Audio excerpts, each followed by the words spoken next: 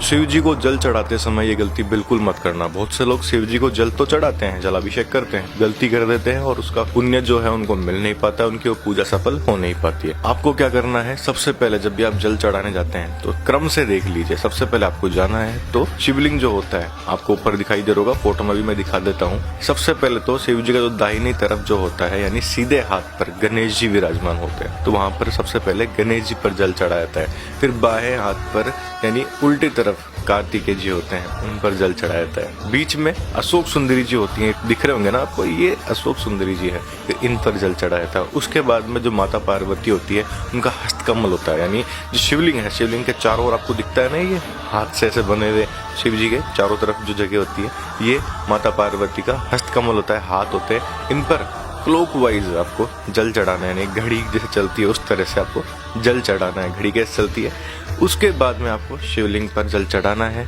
उसके बाद में जो नाग देवता वासुकी है उन पर आपको जल चढ़ाना है। उसके बाद ऊपर जो होता है जिसमें से पानी हमेशा शिव जी का हमेशा अभिषेक करता रहता है, शिव जी पर आता रहता है, उसमें डालना है। उस पात्र होता है उसमें डालना है। उसके बाद में आपको नंदी जी पर डालना है। और फिर उसके बाद एक सबसे बड़ी चीज है, बहुत से लोग ऐसा करते भी हैं कि जब जल चढ़ा देते हैं उसके बाद में 3 ताली बजाते हैं। अब 3 ताली तो बजा देते हैं पर उसका मतलब क्या है वो बहुत बड़ी गलती करते हैं। उन्हें खुद को पता नहीं होता कि हमने 3 ताली बजाई है, पर क्यों बजाई है। देखिए 3 ताली फटाफट से मत बजाइए। क्यों? क्योंकि मैं आपको बताता हूँ उस 3 ताली का मतलब क्या होता है। सबसे पहले तो पहली ताली जब बजाते हैं तो उसका मतलब ये होता है कि हम शिव जी को, महादेव को बता रहे हैं कि हम यहाँ उपस्थित है, हम अपनी उपस्थिति दर्ज करवा रहे हैं कि हम आ चुके हैं यहाँ पे आपके शिवालय में हैं। दूसरी ताली जो हम बजाते हैं वो इसलिए बजाते हैं कि हे महादेव, हम तो नादान हैं, पता नहीं क्या क्या मांग लेते हैं, पर जो हमने मांगा है उसमें से जो सही हो, आप जानते हैं क्या सही है क्या गलत है, वो आप हमें दीजिए, जो हमारे लिए अच्छा है हमारे लिए। क्योंकि कई बार हम ऐसी चीज भी मांग लेते हैं जो हमारे लिए ही गलत होती है।